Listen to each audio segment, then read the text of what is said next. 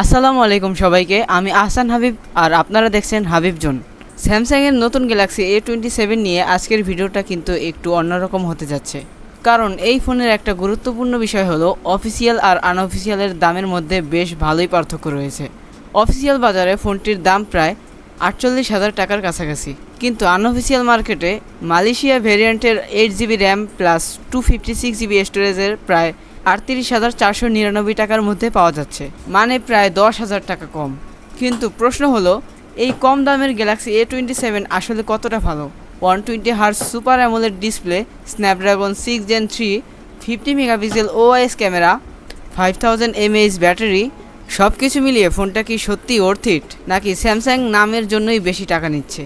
আজকের ভিডিওতে আমরা একদম রিয়েল লাইফ এক্সপিরিয়েন্স দিয়ে গ্যালাক্সি A27 এর design, display, performance, gaming, camera, battery, charging, software এবং সবশেষে অফিসিয়াল নাকি আনঅফিসিয়াল কোনটা নেওয়া উচিত সেটাও জানাবো। তাই ভিডিওটি শেষ পর্যন্ত দেখুন। Design and build. শুরুতেই আসি ফোনটির ডিজাইন নিয়ে। স্যামসাং গ্যালাক্সি A27 দেখতে বেশ ক্লিন এবং প্রিমিয়াম। সামনে রয়েছে 6.7 ইঞ্চ বড় ডিসপ্লে, আর ডিসপ্লের উপরে রয়েছে পাঁচশোল ক্যামেরা। ফোনটির ডাইমেনশন হলো প্রায় 162.4 ইন্টু 78.2 ইন্টু 7.8 mm এবং ওয়েট প্রায় 200 গ্রামস।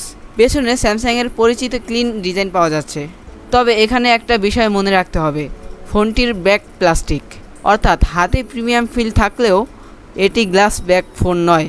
গ্যালাক্সি A27 পাওয়া যাচ্ছে কয়েকটি কালার অপশনে, ব্ল্যাক, লাইট গ্রিন এবং লাইট পিঙ্ক। আর ফোনটির সবচেয়ে ভালো বিষয়গুলোর একটি হলো IP64 রেটিং, অর্থাৎ ডাস্ট প্রোটেকশন এবং ওয়াটার ফ্লাশ প্রোটেকশন পাওয়া যাচ্ছে। তবে IP64 মানে ফোনটাকে পানিতে ডুবিয়ে ব্যবহার করা যাবে এমন কিন্তু নয়। ডিসপ্লে। এবার আসি ফোনটির সবচেয়ে আকর্ষণীয় জায়গাগুলোর একটিতে, ডিসপ্লে। গ্যালাক্সি A27 এ রয়েছে 6.7 inch super AMOLED display. Resolution হচ্ছে 1080x2340 পিক্সেলস, অর্থাৎ ফুল এইচডি প্লাস। আর সবচেয়ে গুরুত্বপূর্ণ বিষয়, রিফ্রেশ রেট হচ্ছে 120 Hz। 120 Hz থাকার কারণে স্ক্রলিং, অ্যানিমেশন এবং সাপোর্টেড গেমসের মুভমেন্ট অনেকটাই বেশি স্মুথ দেখাবে। স্যামসাংয়ের অ্যামোলেড প্যানেল হওয়ার কারণে কালার কন্ট্রাস্ট এবং ব্ল্যাক লেভেল নিয়েও ভালো এক্সপিরিয়েন্স পাওয়ার কথা। আর ডিসপ্লে প্রোটেকশন হিসেবে রয়েছে Corning Gorilla Glass Victus Plus. Display design হচ্ছে পাঁচশোল। সব মিলিয়ে প্রায় 40,000 টাকার আনঅফিসিয়াল প্রাইস রেঞ্জে এই ডিসপ্লে সেটআপ বেশ আকর্ষণীয়। পারফরমেন্স। এবার আসি পারফরমেন্সে। স্যামসাং গ্যালাক্সি A27 ব্যবহার করা হয়েছে কোয়ালকম স্ন্যাপড্রাগন 6 Gen 3 চিপসেট। এটি একটি 4 ন্যানোমিটার চিপসেট। সিপিইউ হচ্ছে অক্টাকোর, যেখানে রয়েছে 4 core 2.4 GHz Cortex A78 plus 4 core 1.8 GHz Cortex A55। গ্রাফিক্সের জন্য রয়েছে অ্যাড্রিনো 710 জিপিইউ, অর্থাৎ এভরিডে ইউজ যেমন Facebook, YouTube, TikTok, Messenger, Chrome, WhatsApp এবং সাধারণ মাল্টিটাস্কিংয়ের জন্য ফোনটির পারফরমেন্স যথেষ্ট ভালো হওয়ার কথা। তবে শুধু স্পেসিফিকেশনস দেখেই আমরা বলবো না যে গেমিং বেস্ট, কারণ গেমিং পারফরমেন্স নির্ভর করবে অপটিমাইজেশন, টেম্পারেচার এবং গেমিং সেটিংসের উপর। গেমিংয়ের ক্ষেত্রে স্ন্যাপড্রাগন 6 Gen 3 একটি মিড রেঞ্জ চিপসেট, তাই PUBG mobile, free fire, call of duty mobile এর মতো গেমস খেলা সম্ভব। তবে কোন গেমে কত গ্রাফিক্স এবং FPS পাওয়া যাবে সেটা গেম অপটিমাইজেশন এবং সফটওয়্যার আপডেট অনুযায়ী পরিবর্তিত হতে পারে। আমি ভিডিওতে রিয়েল গেমিং টেস্ট দেখাচ্ছি, তাই আপনারা স্ক্রিন রেকর্ডিং এবং FPS পারফরমেন্স দেখে নিজেরাই জাস্ট করতে পারবেন। RAM and storage. এবার আসি র্যাম এবং স্টোরেজে। আমাদের দেখা SMS গ্যাজেট লিস্টিং অনুযায়ী এই ভেরিয়েন্ট হচ্ছে 8GB RAM plus 256GB storage, আর রিজন হচ্ছে মালয়েশিয়া। স্টোরেজ 256GB হওয়ায় অনেক অ্যাপস, ফটোস, ভিডিওস এবং গেমস রাখার জন্য যথেষ্ট জায়গা পাওয়া যাবে।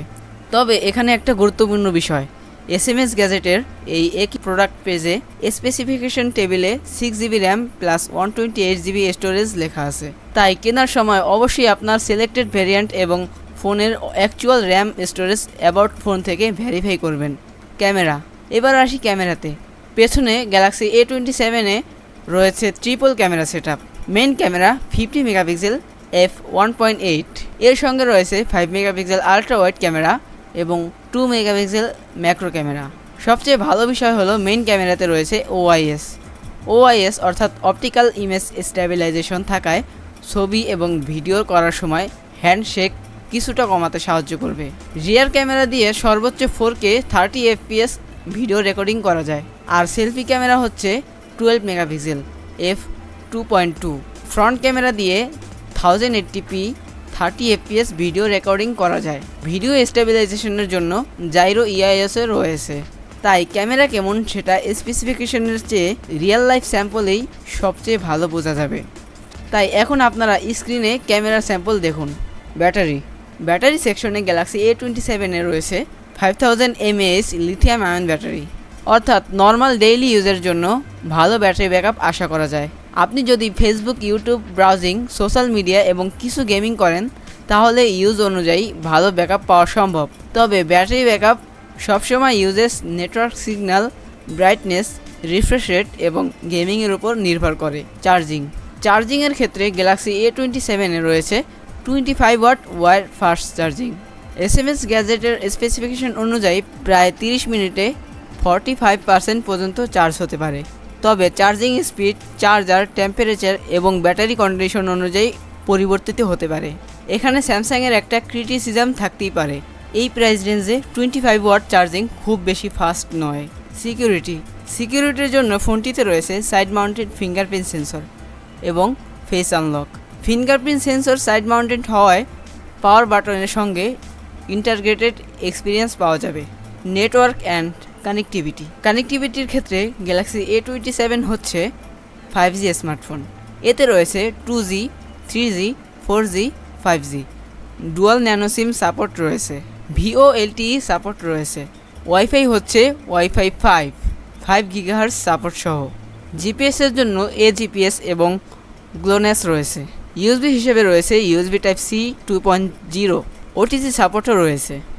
স্পিকার অ্যান্ড অডিও, ফোনটিতে লাউড স্পিকার রয়েছে, তবে ট্র্যাডিশনাল 3.5mm হেডফোন জ্যাক নেই।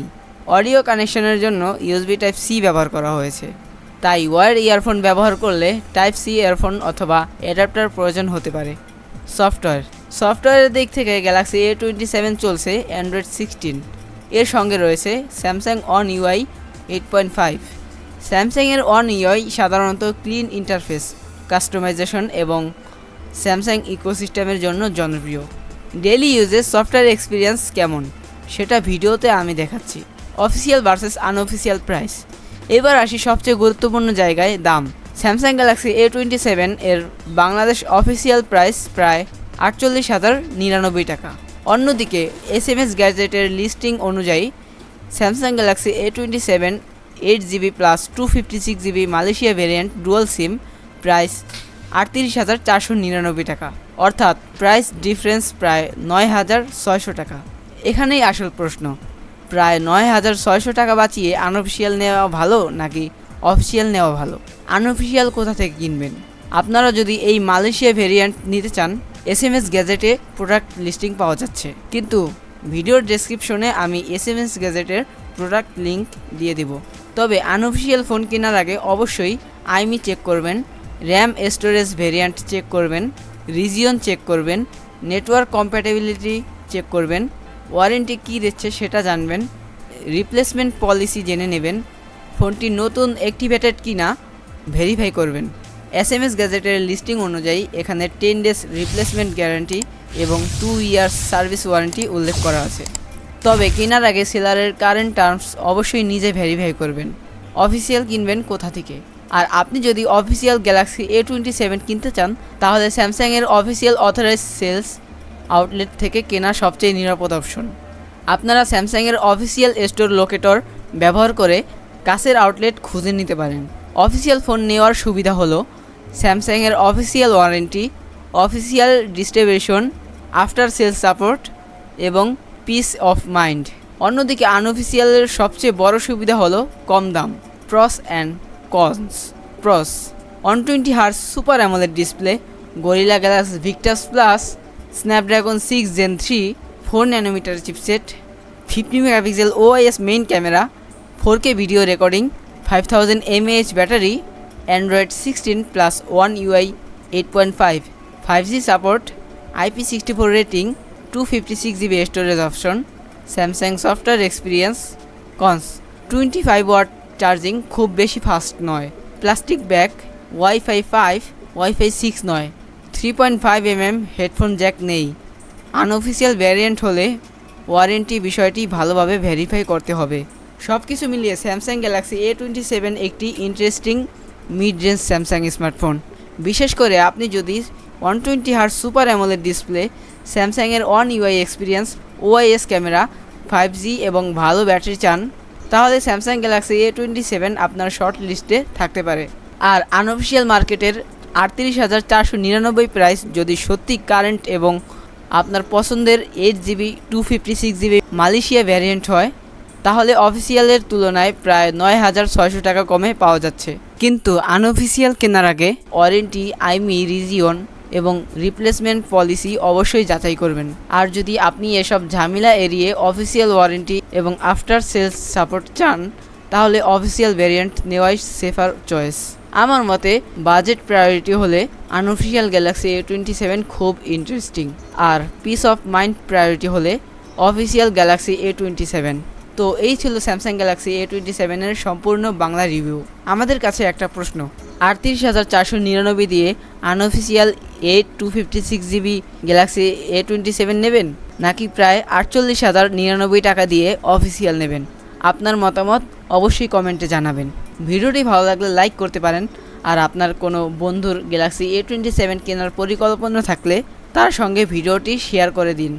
আর এমন অনেস্ট স্মার্টফোন রিভিউ পেতে হাবিব জোন সাবস্ক্রাইব করে রাখতে পারেন। আমি আহসান হাবিব, দেখা হবে পরের ভিডিওতে। আল্লাহ হাফিজ।